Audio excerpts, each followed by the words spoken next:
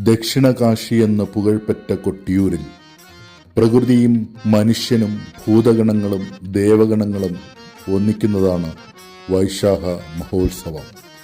കൊട്ടിയൂർ പെരുമാൾ സ്വയംഭൂഭാവത്തിൽ അവതാരം കൊള്ളുന്ന ആ മുഹൂർത്തത്തിലെ പ്രധാന ചടങ്ങാണ് നെയ്യാട്ടം. വെള്ളിപ്പാലൻ വലിയ കുറിപ്പിന്റെയും തമ്മേങ്ങാടൻ മൂത്ത നമ്പ്യാരുടെയും കലശപാത്രത്തിലെ നെയ്യാണ് പ്രധാനമായും ആടിക്കുന്നത്.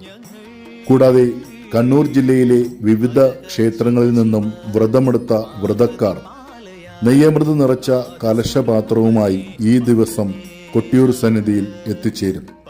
അത്തരത്തിൽ കൊട്ടിയൂർ പെരുമാളിന് അഭിഷേകം ചെയ്യാനുള്ള നെയ്യ് കൊണ്ടുപോകുന്ന കലശപാത്രം മൂടിക്കെട്ടുന്നതിനായി കവൂൾ മരത്തിന്റെ നാരെടുത്ത് തീയിൽ ചൂടാക്കി കറ കളഞ്ഞ ശേഷം കയർ രൂപത്തിൽ പിരിച്ചെടുക്കുന്ന കർമ്മത്തിലാണ് മട്ടന്നൂർ